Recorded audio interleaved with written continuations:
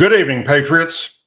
As you just saw, we've had yet another aviation accident, this time in Canada, but involving American Airlines flight.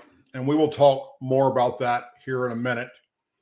But first, there are a few things that I'd like to cover and get off my plate. Before we do that, you got many places to be tonight. You chose to be here with me, and for that, I am forever grateful. Thank you very, very much. The first thing that I would like to speak on is the future of this show as far as YouTube is concerned. The Douglas Ducote Show on YouTube is finally reaching its end. If you care to continue watching the live show, you will need to go to Rumble and subscribe there. It is free, just like it is on YouTube. In fact, you don't even have to have your own account there. You can just go to Rumble, look up the Douglas Ducote Show, and watch the live program. The live broadcast will continue to be at 8 p.m. Central Time. So why am I doing this? YouTube is owned and operated by Google.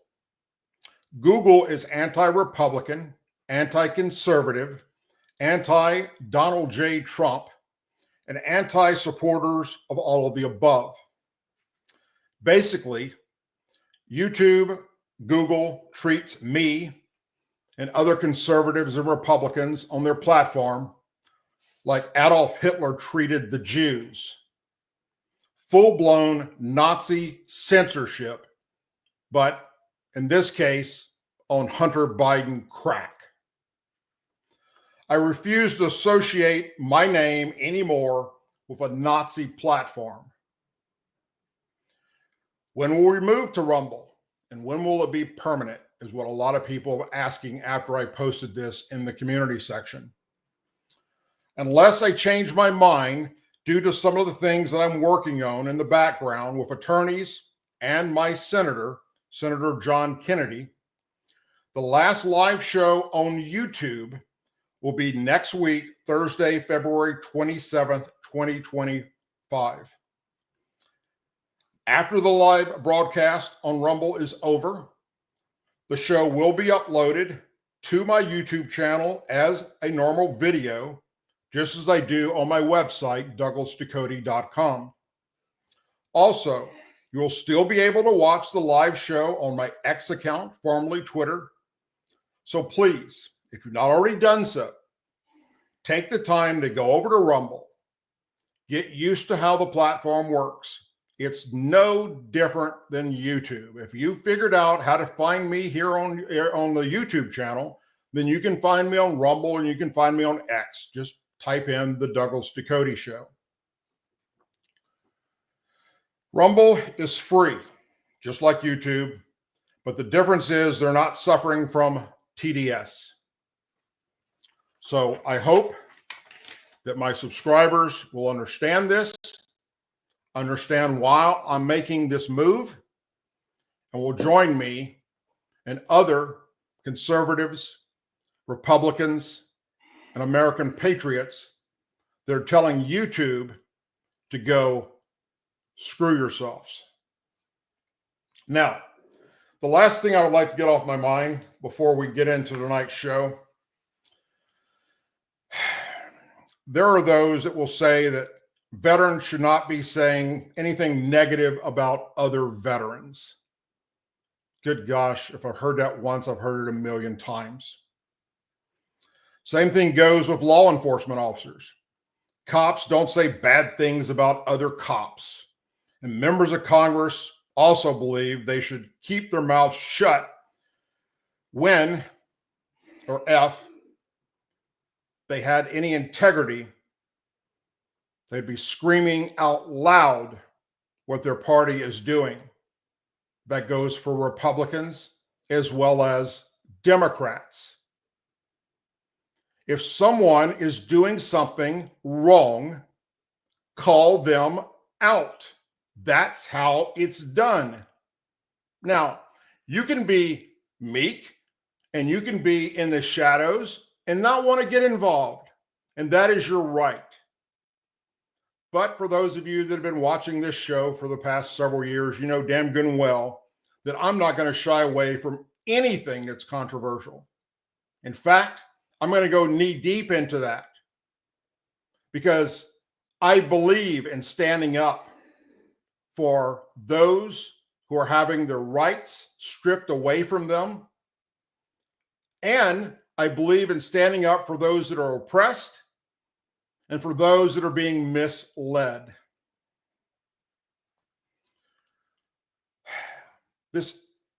I say this ideology is what is wrong with the system. The ideology of just, it doesn't matter, or I'm not going to get involved, or I'm not going to call out another cop because I'm a cop, or I'm not going to call out another veteran because I'm a veteran. Wrong is wrong. It doesn't matter what your position is. If you work, hey, I don't want to throw Catholics under the bus. I used to be one, but that's the biggest example I can use. If you work for the Catholic Church and you are a practicing Catholic and you keep your mouth shut over the abuse that they're doing towards children, then you are just as guilty as they are. You stand up for right over wrong. I will always stand up for right over wrong. I believe that if anyone is committing a crime or pushing out misleading information, as those on the left are now doing in massive numbers, it is your responsibility to call out their wrongdoings regardless of your connection with them. That being said, I have a veteran friend of mine, somebody that I've known for many years, that in my personal opinion has gone off the deep end with misleading far left stories that have no merit whatsoever. Some will say, Doug, they're allowed to say and post whatever they want. Our First Amendment gives them that right. To that, I say this. Nowhere in the Constitution does it say that lying and misleading people is okay. While lying may not be a crime unless you're lying to a law enforcement officer and therefore impeding an investigation, it is without a doubt shameful and shows that you lack morals. So, this veteran only posts negative things on social media about Republicans, conservatives, Donald J. Trump, and his supporters. And where do they get this information that they call facts? You guessed it. Left-wing news media outlets that are chock full of absolutely no merit bullshit.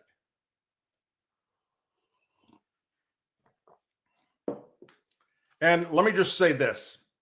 It's not just the left that's responsible for this craziness. There are right-wing news media outlets and right-wing YouTubers that are putting out information that is false.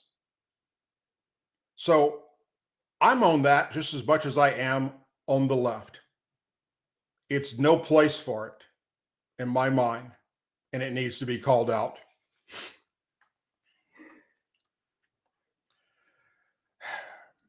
This particular veteran happens to be an active leader in the veterans community, especially when it comes to those that served in Operation Desert Storm and are dealing with health issues. This veteran has a very big following of other veterans that look to her for advice and the truth, not lies and no merit BS. Just like they look to me as the founder of Veterans United for Justice to tell them facts. Just because someone is a veteran, just like with any other career field, I'll say again, does not mean you have the ability to use the internet and not vet your stories and not expect to be called out on it when it's wrong. In this case, her audience is mainly Desert Storm area veterans, and most of them are in their mid-60s and early 70s. This age bracket, which also I fall into, I'm 62 years old and also a Desert Storm veteran, did not grow up with the technology that those in the age bracket between, let's say, 20 and 50 did. We did not grow up with computers, iPhones, iPads, and the likes, which is why many older veterans don't have the knowledge of finding out if something being said or posted online is the truth. Sadly, they have to take the person who they look up to as a person of good morals and integrity and assume that they're not being misled or fed fake news. So when this person makes these no merit comments and posts those of us know how to use technology to speak up, that is, unless they are far left liberals suffering from TDS, most of us have that ability to determine what's factual and what isn't. Many people in their late 60s and 70s don't.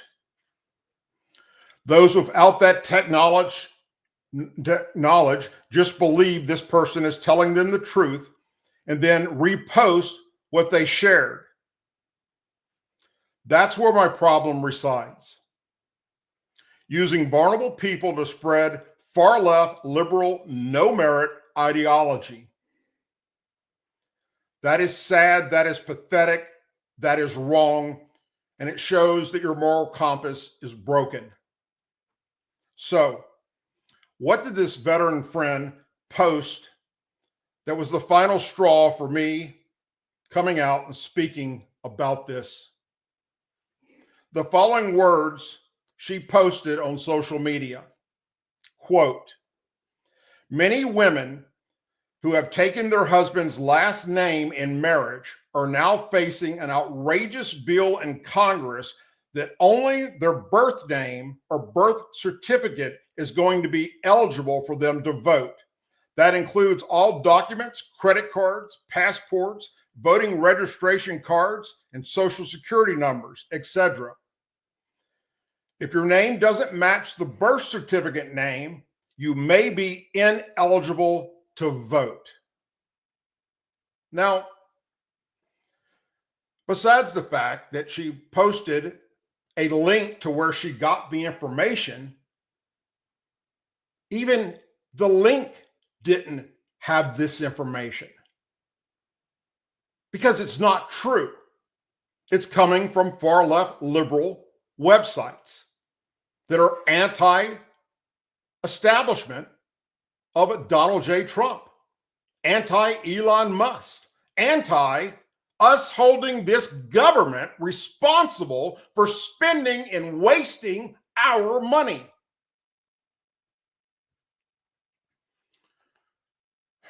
This is a major issue for over 69 million women in this country. Republicans want to suppress the vote for the largest demographic, and changing all these documents would be a massive upheaval to a system that's forcing people to step down from their jobs at their institutions. We cannot, under any circumstances, let this happen. Then when I call her out and said it's 100% not true, and please stop spreading false and misleading information to the veteran community, she responded with a link to the actual bill, not expecting me to read it, just like she didn't expect anyone else to read it that follows her. I guess she assumed that I, like all the other veterans that she's targeted with misleading information, would not take the time to click the link and simply read. Well, she was wrong. I did read the bill. And guess what was not in there? anything that she posted. So to make a post on social media about something that you didn't even read is absolutely batshit crazy. How do you do that? How do you, on purpose, mislead people? And that's how I view this. I know the older veteran population doesn't have the same knowledge that many of us have when it comes to vetting information.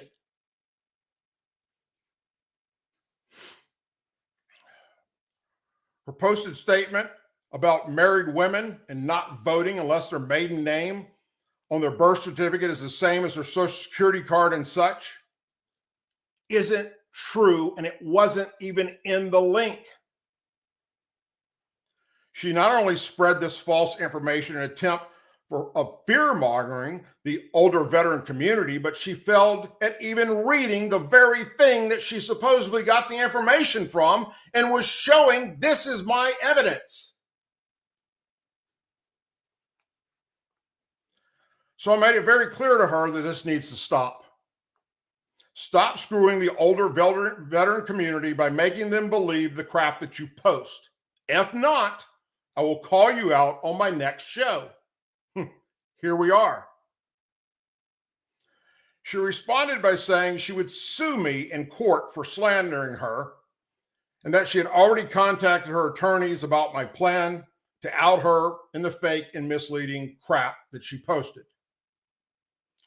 I invited her to contact her attorney and have her attorney tune in to tonight's show. Please. You see,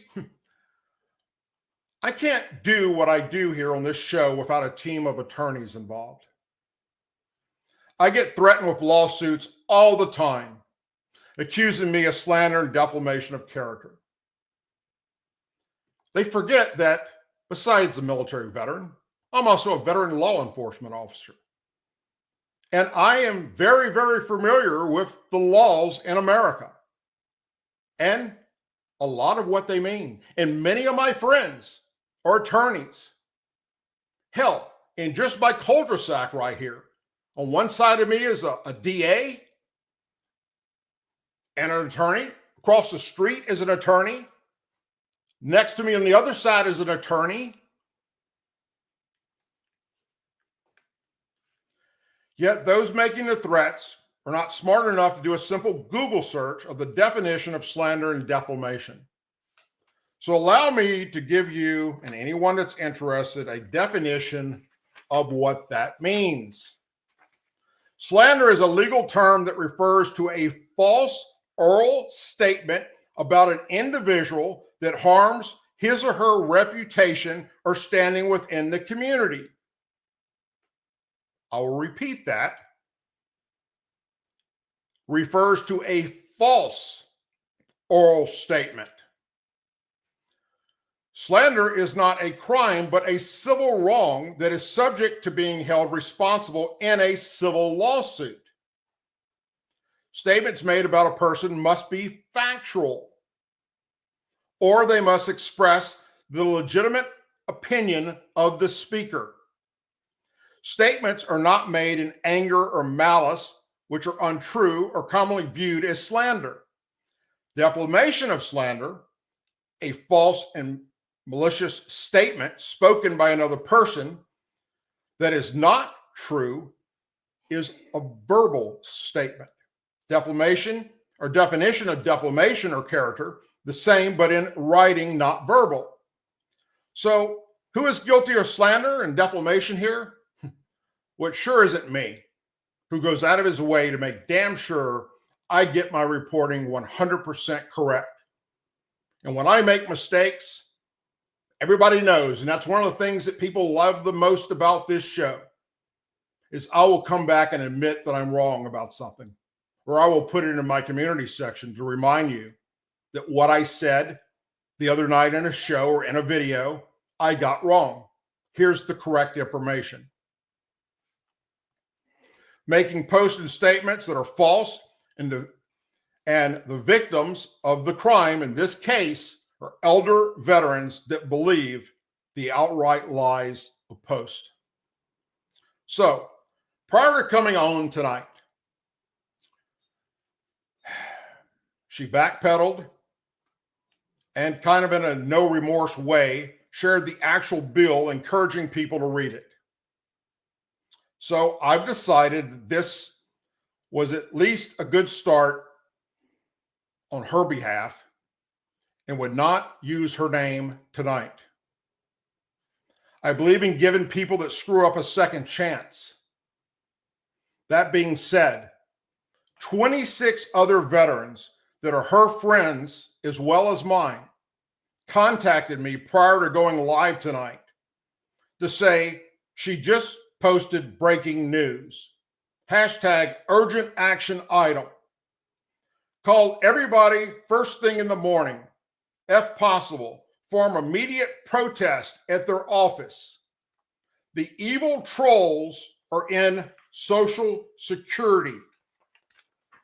And posted a link from a liberal site, The Hill, titled Elon Musk is coming for your Social Security. Do you realize how many elder veterans probably freaked the hell out when they saw that from a person that they trust, that's not going to lie to them and feed them misinformation? And that's the problem that's happening across this country right now, on both sides of the aisle, folks.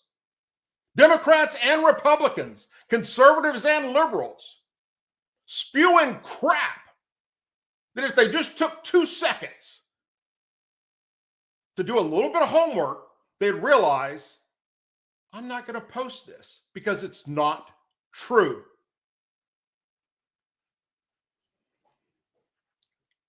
It's fake news.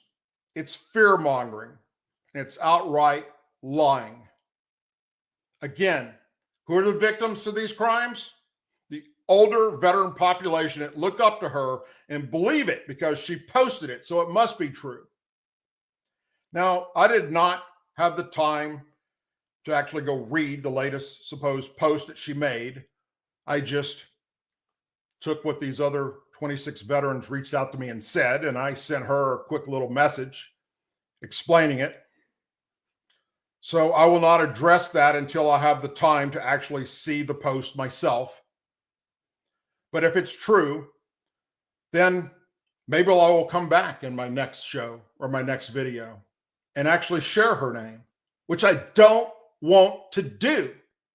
But at the same time, I'm going to look out for all veterans and all American patriots, regardless of your political alignment, and especially our elder veterans that look up to people like me and her to share factual information, whether it's Gulf War illness related, Pentagon related, U.S. military related, or political related.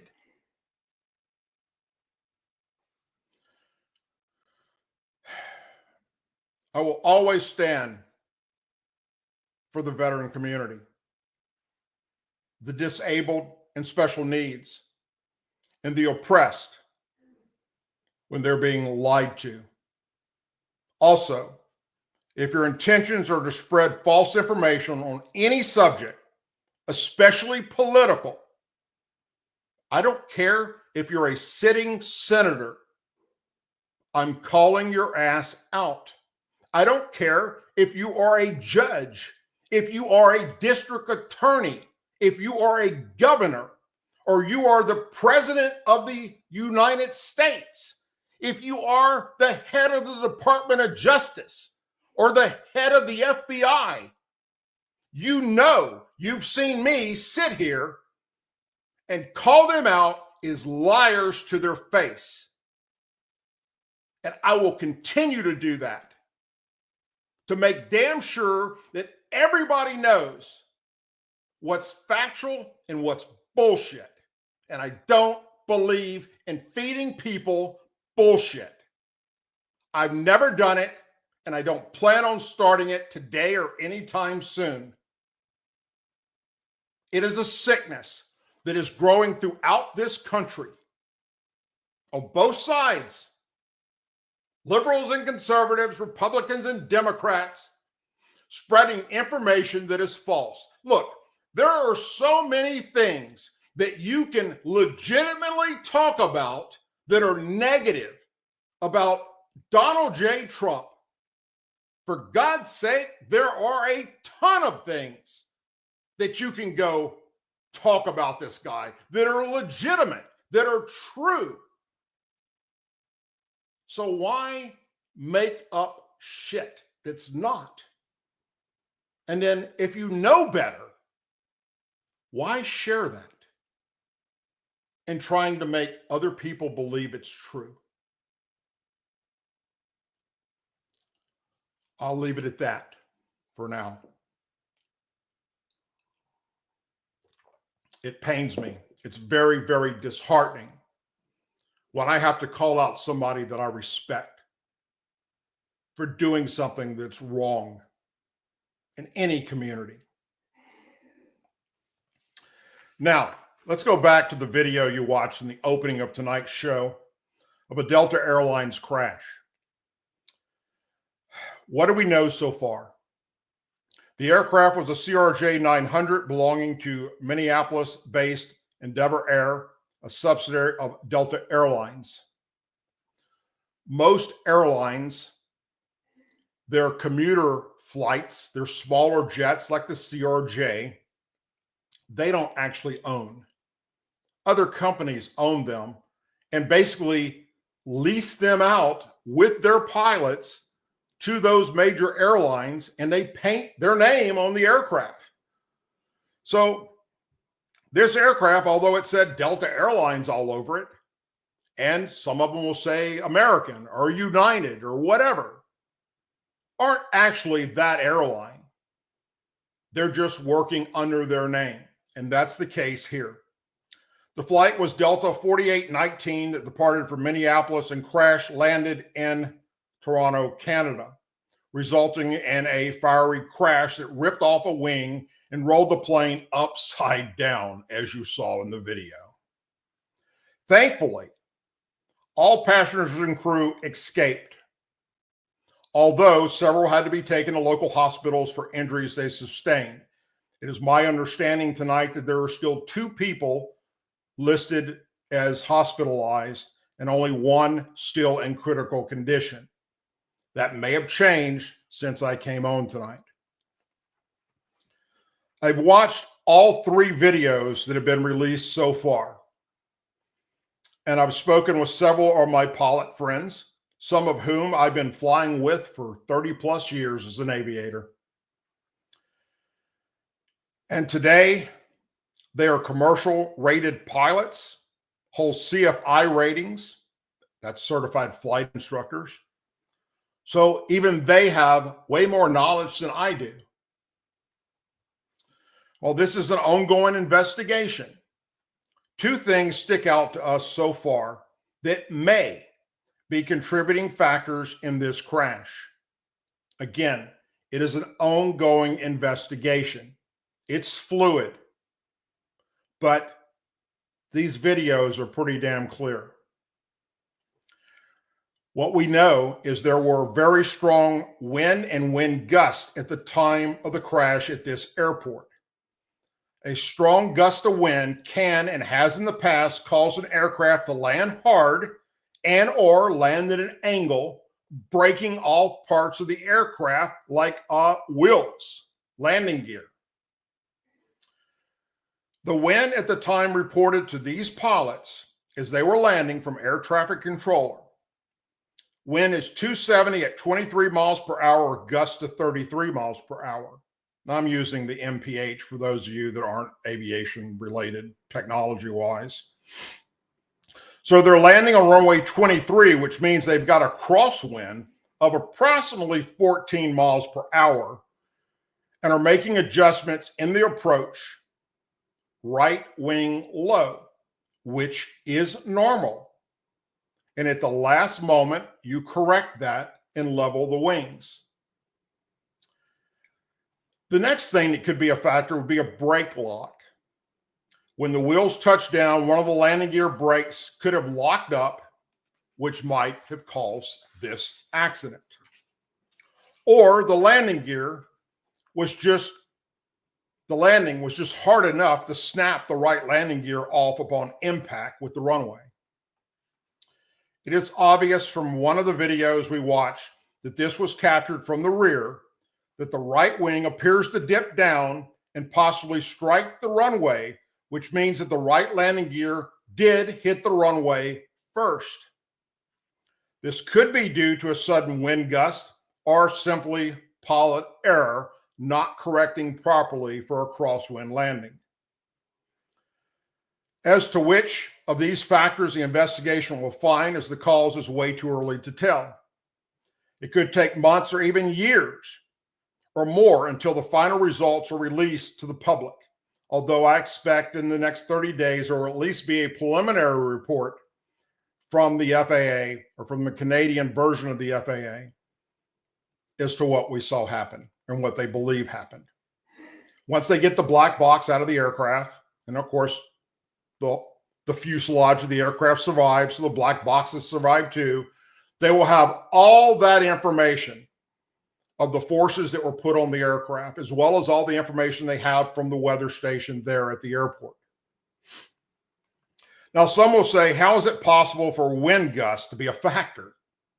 And trust me, I've already heard that many times today. Well, look no further than Pan Am Flight 759. If you haven't ever heard about that, Google it. Pan Am Flight 759. Taking off from New Orleans Airport on July 9th, 1982. It was a jet aircraft for Pan Am. Just as the aircraft became airborne and started the climb, it was hit by what is known as a wind shear event or microburst. Aircraft take off and land to the wind for proper aerodynamics and lift to get on and off the earth. A wind shear is a difference in wind speed and or direction over a relatively short distance in the atmosphere. Atmospheric wind shear is normally described as either vertical or horizontal wind shear. Vertical wind shear is a change in wind speed or direction with a change in altitude. Horizontal wind shear is a change in wind speed with a change in lateral position for a given altitude. A microburst is a strong downward and outward gushing wind system that emanates from a point source above and blows radically, that is, in a straight line in all directions from the area of impact at surface level. So, if an aircraft is hit with a wind shear or microburst upon takeoff or landing when the aircraft speed is low and increasing or decreasing, which is the most dangerous part of any flight, any aviator will tell you this, it's takeoff and landing. The results are devastating if you're hit with a wind shear or a microburst. It forces the aircraft to lose lift and crash if there's not enough altitude below for the crew to recover. Sadly, in this case of this Pan Am flight in New Orleans, all 145 passengers and crew on board, as well as 8 people on the ground, were killed. It crashed into a neighborhood just off the end of the runway. It didn't even get 1,000 feet in the air when it hit this wind shear and microburst conditions. So let's let the investigation play out.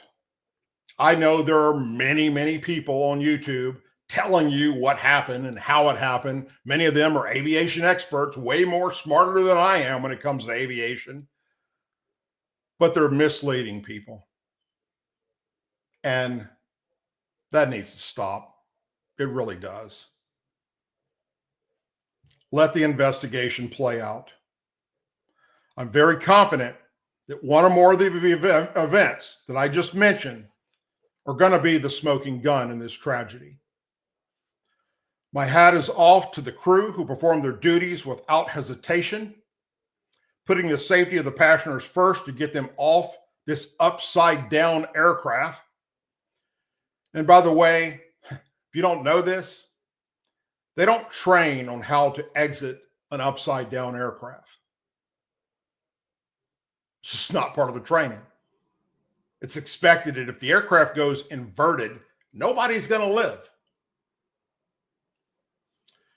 Also, to the first responders who were on the site within minutes of the crash, doing everything in their power to get these people out of that aircraft safely and make sure that the fires that were already started from the right wing being ripped off were put out.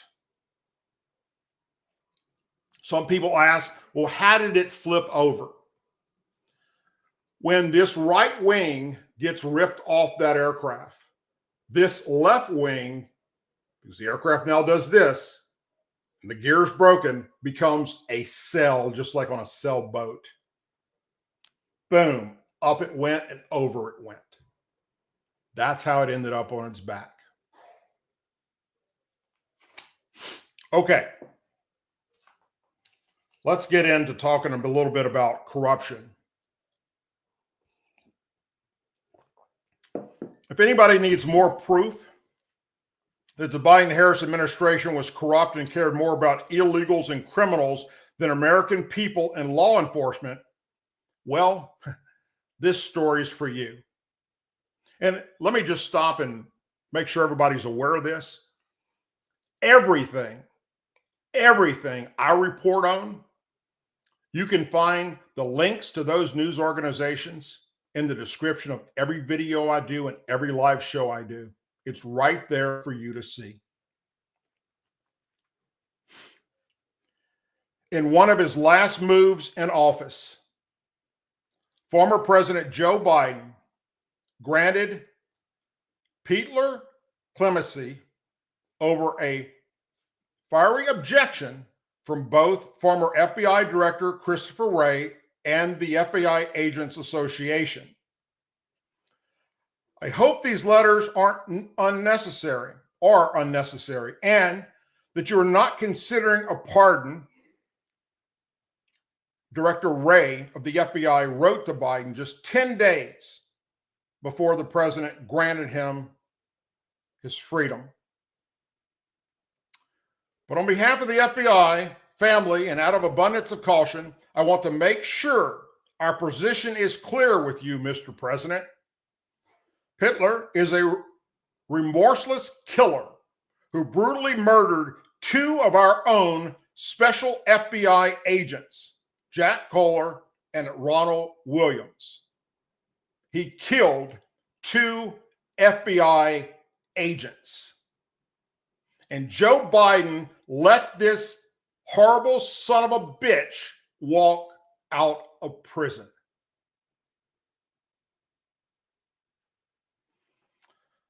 Granting Peatler any relief from his convictions or sentence is wholly unjustified and would be an effort or an affront to the rule of law. Peatler was serving 2 consecutive life sentences for his role in the slaying of the FBI agents. He received another 7 years on top of that for an armed escape attempt from prison. Peatler's most recent bid for parole failed back in July of last year. Former Presidents Bill Clinton and Barack Obama both denied clemency upon his request. He had supporters among other prominent Democrats, including Senators Elizabeth Warren and Bernie Sanders, as well as former Secretary of Interior Deb Haaland. They just love people that kill cops, obviously. Members of law enforcement and former FBI agents in particular have been incensed, pissed off by the clemency. Peatler executed the 2 agents when they were wounded on the ground. No mercy or forgiveness. Ed Merlis, the FBI agent to receive the Bureau's Medal of Valor after a deadly gun battle with 2 of the suspect killers in 1986, recently spoke out. No mercy or forgiveness for Peatler. Peeler was a member of an activist American Indian movement, and his supporters have claimed he was denied a fair trial. But he was more than just an activist at the time of the FBI slaying at the Pine Ridge Indian Reservation in South Dakota. He was the subject of an active arrest warrant for the attempted murder of a police officer in Wisconsin.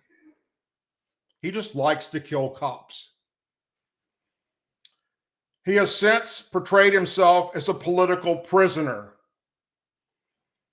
a move that his Democrat supporters and other activists have embraced.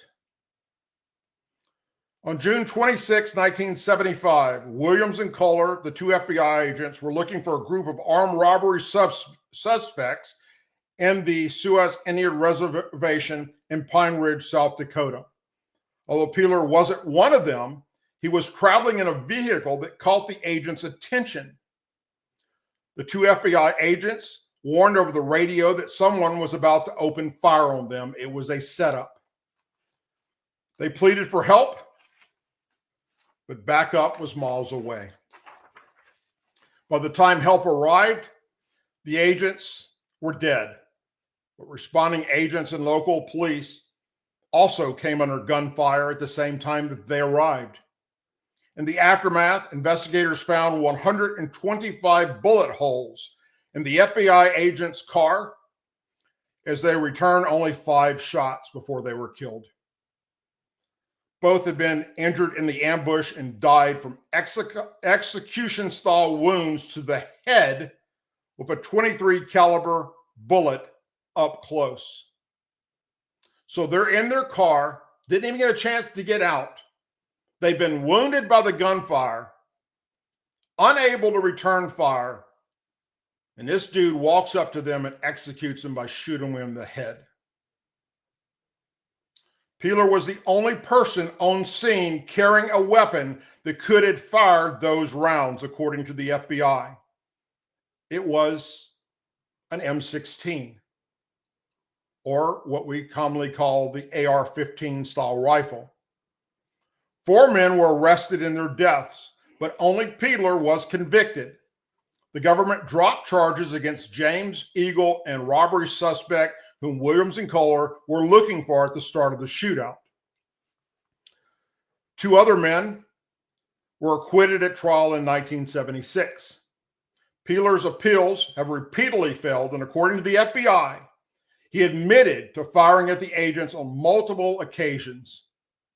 Bureau says he told Canadian police who arrested him after he fled across the border that he shot at FBI agents who he thought had come to arrest him for an outstanding warrant. He admitted to shooting them again in a 1991 interview with 60 Minutes. He admitted he did this.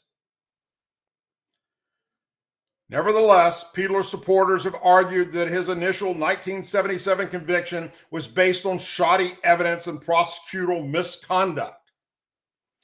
He failed to have it overturned more than a dozen appeals, including 2 that reached the actual Supreme Court, who turned him down. For nearly 50 years, no fewer than 22 federal judges, multiple parole boards, and 6 presidential administrations have evaluated the evidence and considered Peeler's arguments. Director Wray of the FBI wrote to Biden over the summer. Each has reached the same conclusion.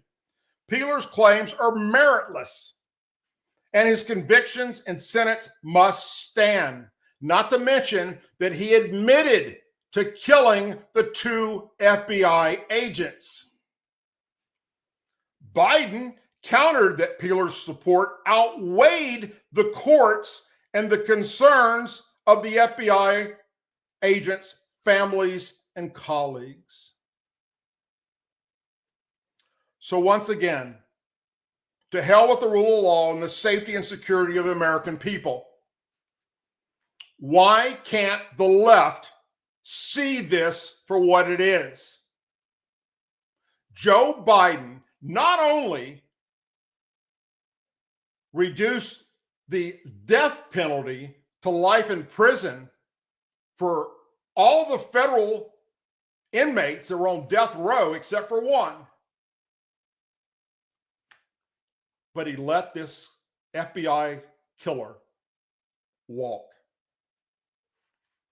Tribal nations know peace literatures, former law enforcement officials, including the former U.S. attorney whose office oversaw Mr. Peedler's prosecution and appeal, dozens of lawmakers and human rights organizations strongly support granting Mr. Peedler's clemency, citing his advanced age. I guess that's just like when the FBI said, we're not going to prosecute Joe Biden for the same crimes that we want to prosecute Donald Trump for, which is taking supposedly classified information that he's not supposed to have in his residence because, oh, he's elder. And no jury is going to side with them over this elder man with dementia. Bullshit.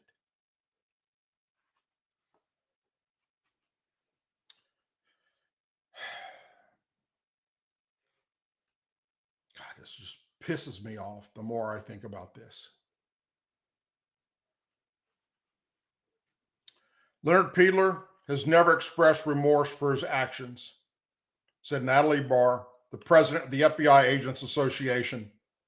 Special agents Kohler and Williams were stolen from their families, robbed of the chance to share precious time and milestones with their loved ones. Leonard Peedler should not have been granted any mercy. He so cruelly denied mercy to these two agents and their family.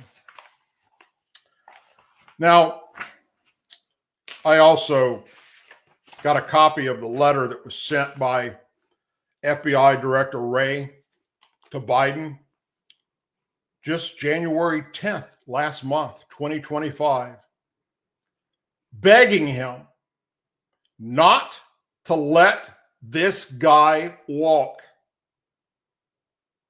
He killed 2 FBI agents, execution style. I will be posting the letter from Director Wray, who I've called out on this show many times because I thought he was a horrible FBI director. He was biased. He oversaw 2 tiers of justice, which is wrong. But even with him writing to the president and saying, please don't do this, Joe Biden did it anyway. If that doesn't prove to you that Joe Biden, forget about all the illegal aliens that are criminals, gang members, rapists, murderers, child sex traffickers, running drugs across the border, MS-13 gang members that Biden and his administration just gave an open policy to and released into to walk amongst us. Forget all that exists for 1 second and realize that he let this guy walk that executed 2 FBI agents. If that doesn't prove to you that Joe Biden and Kamala Harris were some of the most despicable human beings on the face of this earth, that I don't know what does. You have a certain type of sickness in your head when you think that somebody that did what this guy did should be granted a release from prison.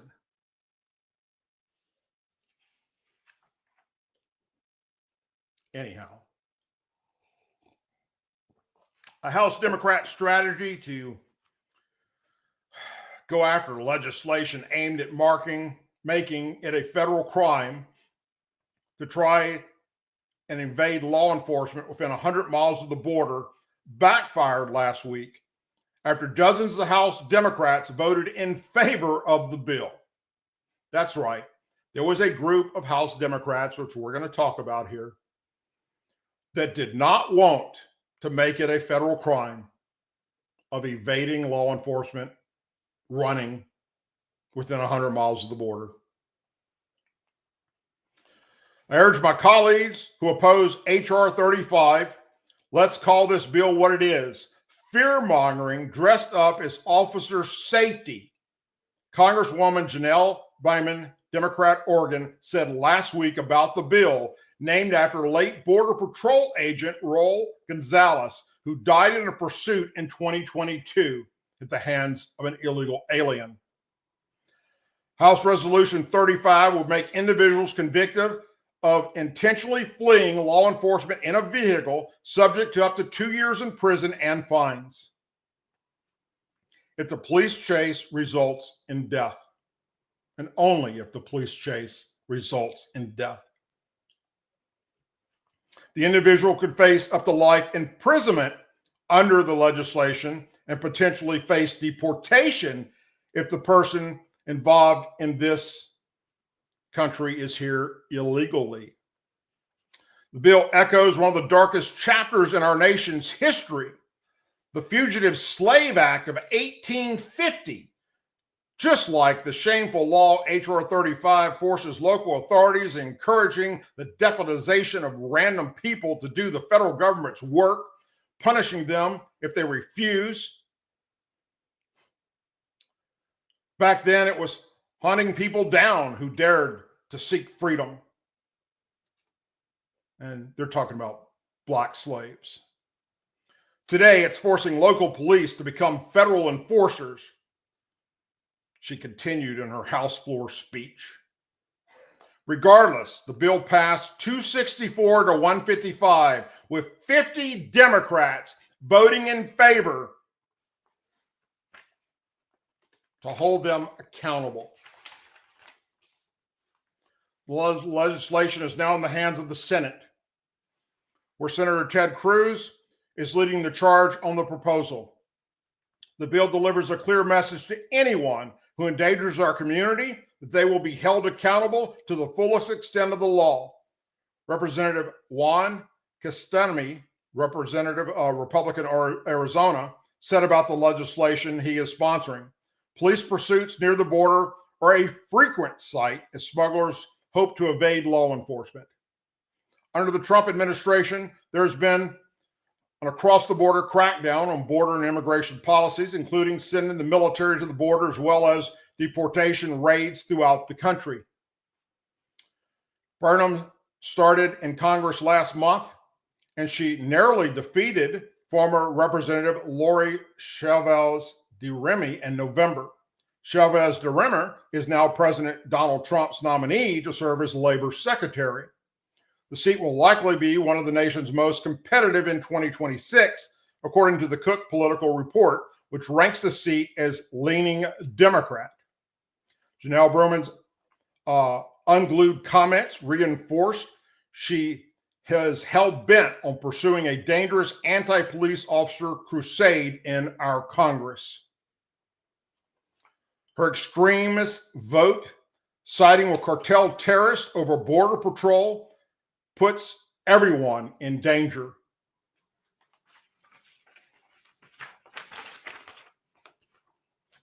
A sitting member of Congress. I don't get it, folks. I can't wrap my head around this. We're not going after families. That's not what ICE is doing. They're going after those that we have found out are murderers and rapists and child molesters. Those that have committed violent crimes in America or committed violent crimes in the country they came from, hurting or killing people, and the Biden-Harris administration let them loose in our country. That is who ICE is going after. That is who sanctuary cities and sanctuary states are harboring and protecting. That is as anti-American as it gets.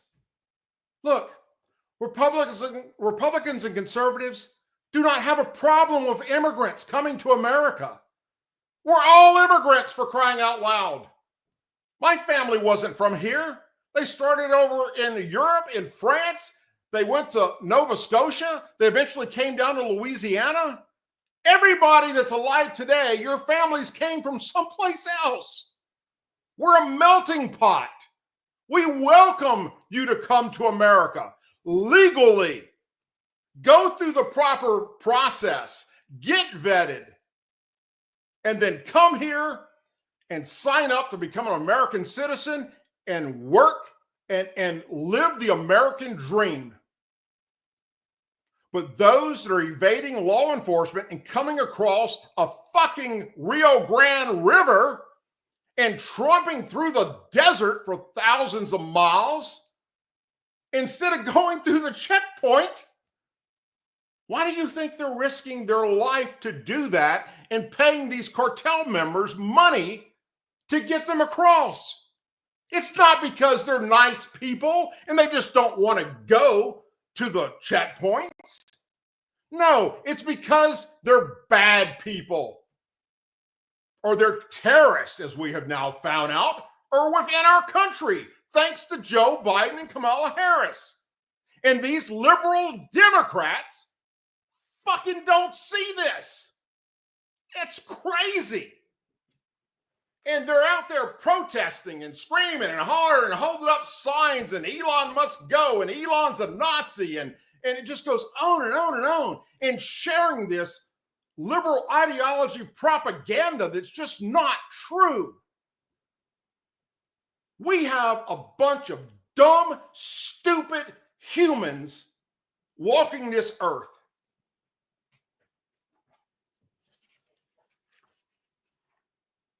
And it's sad. Because, you know what? I served this country with honor in the military and in law enforcement to protect and defend our Constitution and all Americans. Even those that don't give a fuck if your family member gets raped by a goddamn drug cartel member or killed due to the fentanyl they brought across, or children and women sex trafficking, or gang members. Anyone, even those liberals out there protesting against Elon Musk and Donald Trump for going after them, is just as guilty as they are.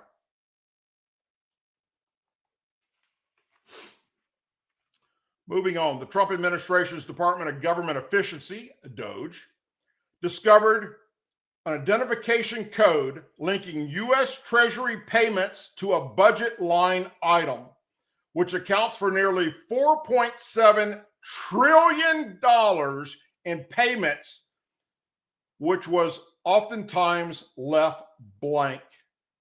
Nobody could tell them who got the money at the Treasury Department. Now, before I dive into this, let me remind you that everything that DOGE is finding, they're posting on the DOGE website, an official government website, as well as on X for the DOGE account. So you can see for yourself the fraud, waste, and abuse that has been happening for freaking years under both administrations. And who's screaming the most about it? That says, oh, no, you can't do this, and making up lies about it and saying that they're coming after your Social Security and they're going to take and put veterans in jail and all this crap. Who's saying that the most? Who's screaming that the most? That Elon must be stopped? Democrats. Why is that? Why is it that they don't want this to be exposed? Because they know what's coming next. Our Department of Justice is going to follow that money trail, and there's going to be some members of Congress that are going to go to fucking prison. I guarantee you that. Treasury Access Symbol, TAS, is an identification code linking a Treasury payment to a budget line item. Standard financial process. DOGE wrote on its post, as well as on their website and on X. And the federal government, the TAS field was optional for $4.7 trillion in payments and was often left blank. Nobody can say where the money went. Your money, my money. They don't know where it went. That shit is criminal. And you can bet your ass there are going to be people that are going to pay for this shit. Speaking of, the acting head of the Social Security Administration has just quit her job over the weekend after butting heads with Elon Musk's Department of DOGE over efforts to access certain sensitive government records. The Washington Post reported that 3 people familiar with Michelle King's departure said on Monday that she stepped down from her position after the disagreement. In response to King's departure, President Donald Trump reportedly appointed Leland Ducote to lead the agency as the president's nominee to serve as commissioner of the Social Security Administration. And Frank Bissingno is vetted by federal lawmakers. Why he's being waited to be vetted by federal lawmakers. Principal Deputy Press Secretary at the White House, Harrison Fields, said they expect him to be swiftly confirmed in the coming weeks. Let's hope so. In the meantime, the agency will be led by a career Social Security anti-fraud expert as the acting commissioner, Fields said without naming the replacement. President Trump is committed to appointing the best and most qualified individuals who are dedicated to work on behalf of the American people, not to appease the bureaucrats that have failed them for far too long. The 3 individuals who spoke to the Washington Post told the publication that Ducote posted positive remarks about DOGE effort to seek out fraud and cut costs across federal agencies. When you have been exposed for playing a part in stealing American taxpayers' money, resigning is the first step before criminal investigation starts. If she did nothing wrong and she did not know that this was happening under her watch, then why resign? No different than that piece of shit that was running the FBI when Donald Trump was shot. Progressive Washington state lawmakers have introduced a bill that could remove George Washington from the state flag. Couldn't make this shit up if you tried. House Bill 1938 aims to create a committee that will design a new state flag. You ready for this? That better reflects the diversity and values of all who call Washington state home.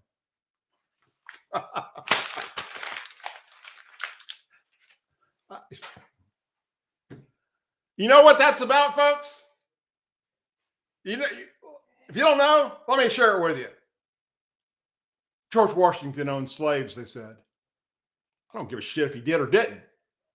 Point is, they want to erase anything that has anything to do with the Confederacy or anything that had anything to do with presidents or members of Congress, for crying out loud, that were part of the whole slavery movement. But guess who they don't go after? Those that are responsible for it. The party that I used to belong to, the Democrat Party. The Democrat Party that fought Abraham Lincoln tooth and nail to try and make sure the slaves don't get freed. That was the Democrat Party. It was a Democrat Party that fought for segregation, making blacks eat in different restaurants, drink from different water fountains, sit in the back of the bus. Democrats did that. It was Democrats that founded Planned Parenthood. What was its vision for? Eliminating black babies. Look it up. And they're also the founder of the Ku Klux Klan, aka KKK. And to this very day, it's the Democrats that are supporting Planned Parenthood. It's the Democrats that are running cities across this country where all your violent black on black crime is taking place and black communities are being crumbled and destroyed. Pick any major metropolitan city in this United States that's run by a Democrat, and that's where you will find the horrific destruction of the black race. MilitaryNews.com is reporting that the Army is repurposing more than half of the money it collected from junior enlisted soldiers for food, according to data reviewed by Military.com. The numbers suggest that large portions of these funds are not going towards feeding soldiers at all. A diversion of resources coming at a time when troops increasingly struggle to find nutritious foods on base. The money is collected in what amounts to a tax on the troops taken from their basic allowance for substance, BAS payments, which is roughly $460 a month, that is automatically deducted from the paychecks of the service members who live in the barracks and is intended to help cover food costs. For junior enlisted troops who earn about $30,000 annually, the cost can be consequential. 2024 financial records provided by the services for 11 of the Army's largest bases showed that more than $151 million of $225 million collected from soldiers was not spent on food. Given the Army operates 104 garrisons, the true amount of unspent funds is likely far higher. It's just returned to the big pool of Army funds, and it's used someplace else. One service official with direct knowledge of the situation said in an interview that was arranged by the Army Public Affairs Office, referring to the redirected BAS money collected from soldiers. At Fort Stewart, Georgia, for example, soldiers had over $17 million removed from their paychecks. Yet only $2.4 million went to food. Schofield Barracks, Hawaii, collected $14.5 million from soldiers, and only $5.3 went to food. All but two bases left more than half of the money for food unspent. Joint Base Elmhoff, Richardson, Alaska, and Fort Bliss, Texas, left 41% of the 49% of funds on the table, respectively. It's unclear what specifically the additional funds taken from the soldiers were being spent on, but they do not appear to be going towards feeding soldiers. Major expenses such as dining hall infrastructure and food service worker salaries come from separate funding sources, and when pressed repeatedly by Military.com, Army officials declined to provide additional financial data. How to feed the force is an equation service planners continue to grapple with.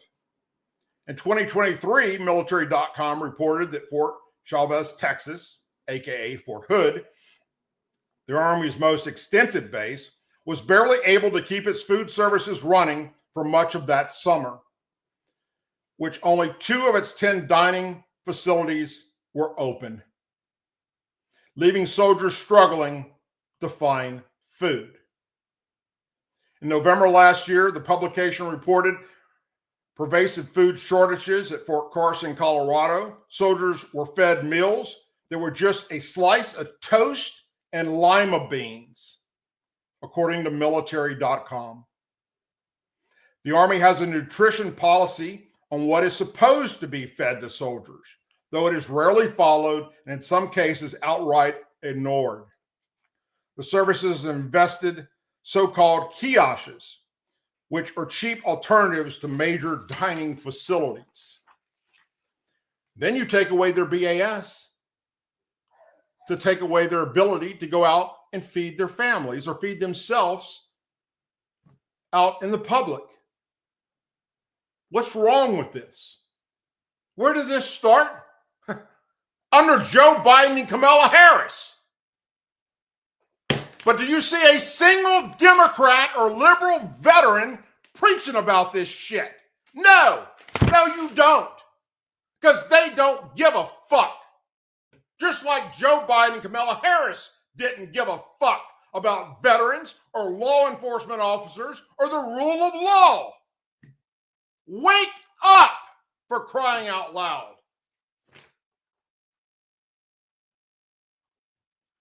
A man accused of murder was released from police custody after his bond was drastically reduced from $800,000 to just $200 by a liberal judge. Stephen Martin Morris, 19, was released from Travis County Jail in Austin, Texas on Saturday, this past Saturday, 2 days ago, after he posted bail. Morrison is accused in the shooting death of 20-year-old Kenshaw Cage, who police found with a gunshot wound to the head back in October. Travis County Jail said that Morrison was booked on November 6, 2024, and charged with murder, as well as tampering and fabricating physical evidence. His bond was originally set at $800,000. But then this liberal judge got involved and dropped it down to only $200. But, threw in conditions that he has to wear a GPS monitor and remain under house arrest. Give me a fucking break. Austin Police Association President Michael Bullock said that Morrison's punishment was not enough.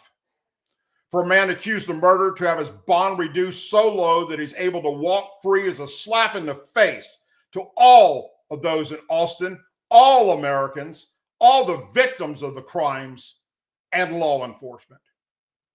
The revolving door of violent criminals constantly released back into the streets of Austin and all across this country by liberal judges is unbelievable. Bullock added, the district attorney, county attorney, and judges here have clearly demonstrated they're not interested in looking after the safety of those in Austin, nor working with members of law enforcement. Now, I hope and I pray that this new Department of Justice goes after all these DAs and all these judges that allowed murderers to walk back out into the streets of this country.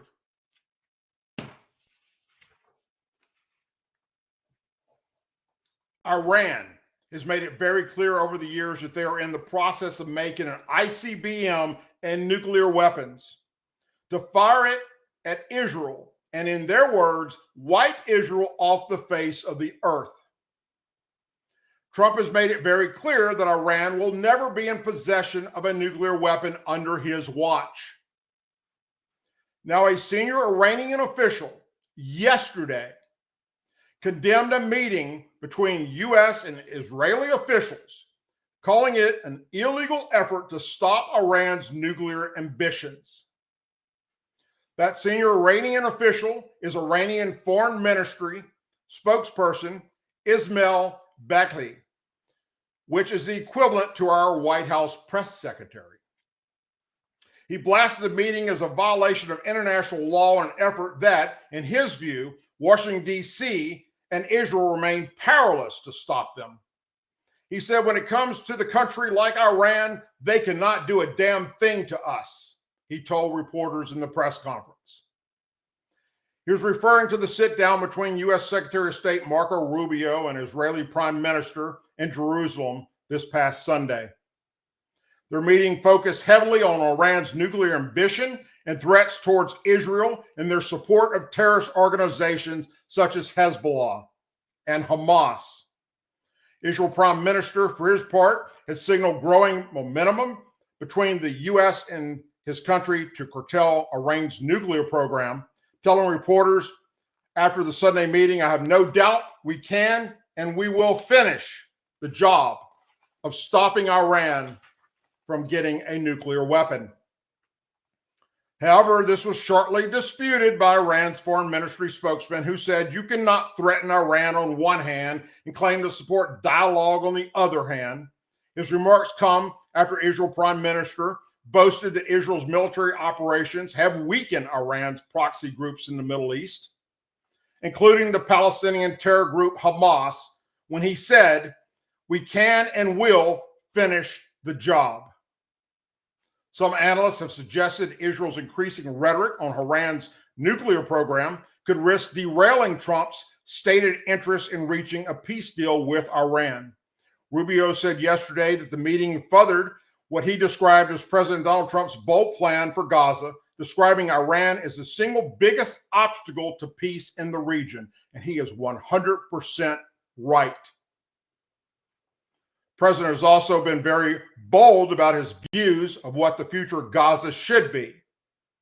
We've already talked about that on this show, and I'm not going to continue on talking about it because I think it's a pipe dream that President Trump has, and I don't think it's any way, shape, or form would become reality that we, America, take over Gaza and Palestine.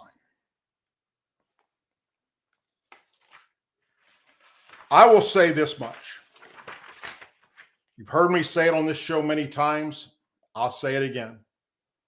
There is only one way that you stop Iran from building a nuclear weapon to destroy us in the West and Israel, and stop them from supporting terrorist organizations like Hamas and Hezbollah, and that is with military action. I'm not talking about boots on the ground. I'm talking about our United States Navy and our United States Air Force annihilating every command and control function that Iran has and their nuclear facilities. They have the ability to do that without putting a single boot on the ground. You bomb the shit out of their military infrastructure, their military airports, their military naval bases, anything military related, you fucking destroy it, as well as their nuclear program. That is the only way Iran will ever be put in the check. Speaking of a nuclear threat, a nuclear electromagnet pulse, also known as an EMP, strike could cripple the U.S. electrical grid, communications, transportation, and other critical infrastructure for months, if not years, experts are warning. Historian William Frustic, a New York Times bestselling author and expert on EMPs, discussed this recently with news organizations and how everyday Americans can prepare for the external threat that the attack poses. This is a real threat, he said. EMP is generated when a small nuclear weapon, 40 to 60 kilotons, or about 3 times the size of the Hiroshima bomb, is detonated 200 miles out into space above the United States. It sets up electrostatic discharge, which cascades through the Earth's surface, feeds into the millions of miles of wires, which become antennas, feeds into the power grid, overloads the grid, and just blows it out, he said. Citing congressional reports from 2002 to 2008, said that 80 to 90% of Americans would be dead a year later if an EMP strike was to happen. While an EMP strike at first glance appears to be more science fiction than fact, he said that the potential for such an attack was recognized decades ago. the threat of an EMP was first realized during the 1962 Starfish prime high altitude nuclear test performed by America. What happened was it blew about 500 miles away from Hawaii and 200 miles up, he said.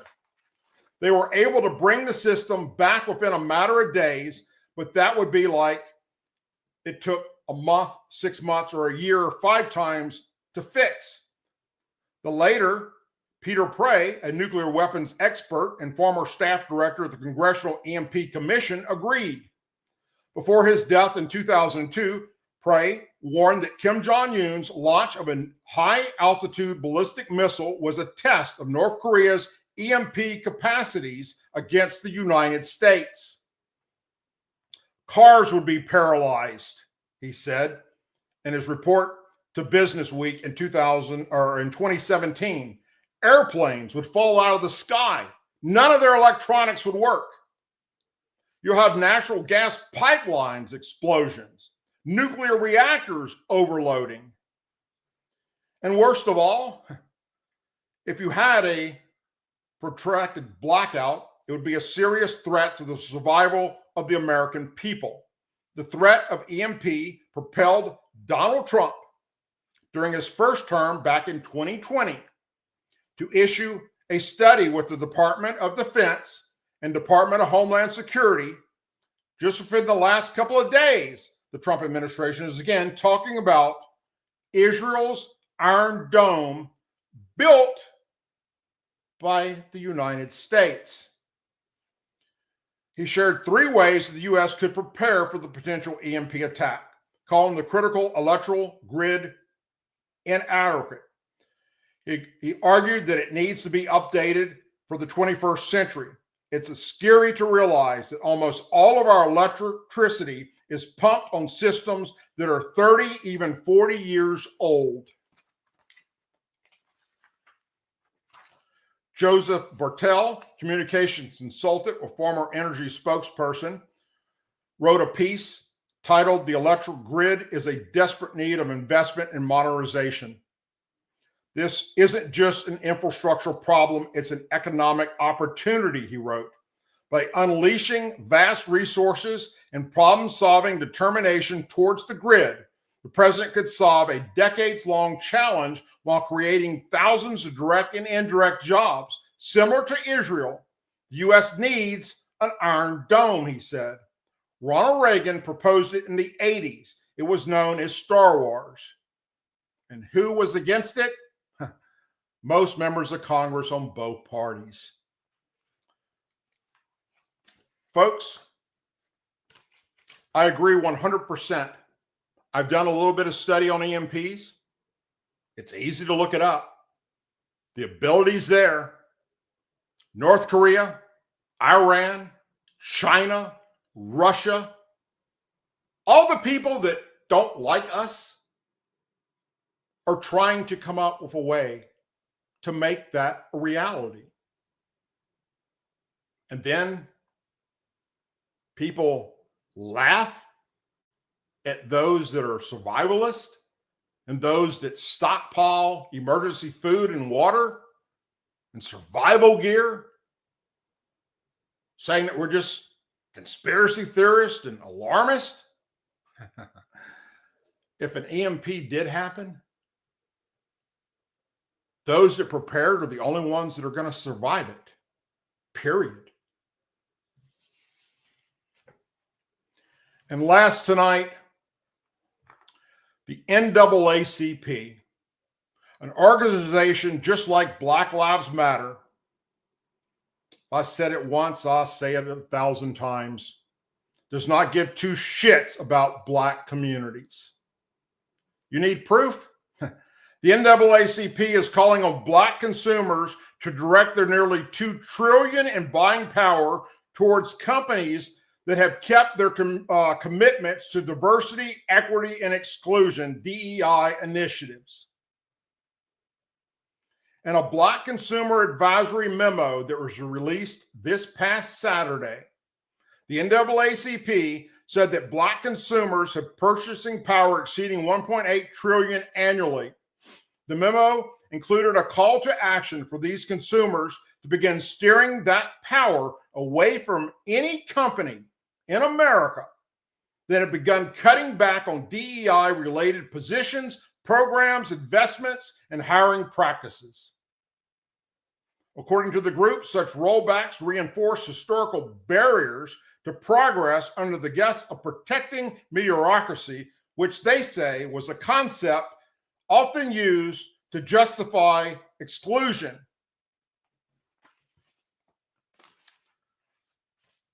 I'm not going to read the memo to you, but I'll post it online for you and read what the NAACP is saying about DEI. You know what? Most Americans, to include Black Americans, do not want DEI programs. You know why? Because it's racist, period. It's just like affirmative action. Hiring people based on their sexual orientation and the color of their skin over their qualifications is racist. And it's wrong. And it has to stop. And at least for the next 4 years, it will be. So the NAACP may as well take this memo and shove it up their ass, because there are no Black people that are going to believe this crap and want this crap. Go out and ask any of your Black friends if they're going to boycott businesses that are rolling back their DEI practices, and they're going to laugh in your face, as they should. You had many places you could be tonight. You chose to be here with me. You went an extra 30 minutes with me tonight, and for that, I appreciate. I thank you very, very much. If you have not done so, again, I'll remind you, go to Rumble and follow the Douglas Ducote Show there, because next Thursday of next week will be the last time you're going to see me live on YouTube. I'm only going to go out live on Rumble and on X, formerly Twitter, and LinkedIn. And the YouTube Nazi censorship bastards can eat shit, because I am sick of their crap. And I hope, and I pray, and I do believe that we're going to move in that direction, because I've reached out to my senators and I've reached out to my members of Congress. And I've got a list of conservatives that are on YouTube that are being censored, yet proof that they're allowing those on the left to say and do whatever the hell they want on their platform. So we'll see where that goes. But come next Thursday, I'm saying goodbye to this show being live on YouTube, unless something changes drastically with my attorneys that I work with and with the members of Congress that I work with about how they're going to deal with YouTube. I don't need this platform called YouTube. Neither do you. Or any platform, any social media platform that is hell-bent on destruction of First Amendment rights for one political party over another. So next Thursday's show is going to be very entertaining. I'm going to unleash on YouTube and all the crap they've done to my show. I will always upload my videos after they're live on Rumble, on X, and LinkedIn. On my website, douglasducote.com, you'll be able to find them there. I might even upload them to my YouTube channel after they're live. But I'll be damned if I'm going to give YouTube the ability to make money off of what I do while restricting me from monetizing my videos.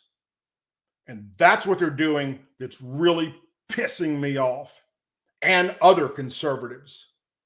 Not to mention randomly going in and unsubscribing thousands of people from the YouTube channel, the Douglas Ducote Show.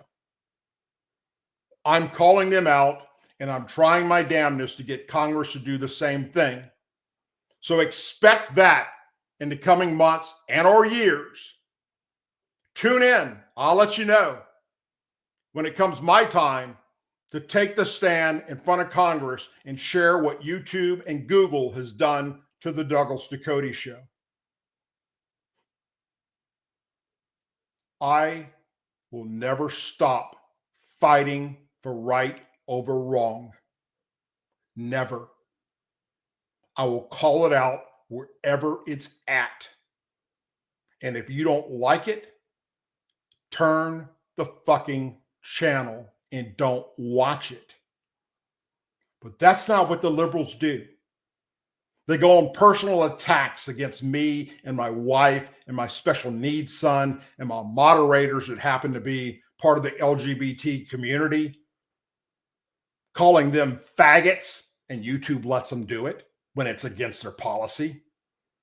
Calling my special needs son a retard, which is against YouTube's policy. Attacking my veteran status, which is against YouTube policy. Reaching out with nasty attacks about my wife, which is against YouTube policies. They won't enforce their own rules on these liberals. But damn, if I do it, my shit is shut down. That is wrong. And I will make it my mission in life to change it. And change will come. To YouTube and Google, I fucking guarantee it will come. And that'll be a great day. I said this a few years ago about Twitter. I shared with you right here on this program that they're going to get what's coming to them. It's going to get turned around. And they're going to stop what they're doing to conservatives and Republicans on that platform. And everybody said, Doug, they're too big. You're just barking up the wrong fucking tree.